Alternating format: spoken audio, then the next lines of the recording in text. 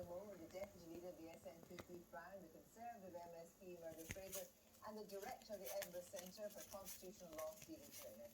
But first, here's Lewis Goodall, who's tonight in the capital as Nicola Sturgeon kicks off her fourth term.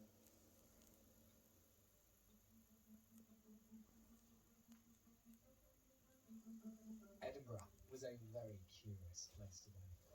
Period of calm after the storm. But it's an illusion. Both sides are thinking, preparing, strategizing for what comes next.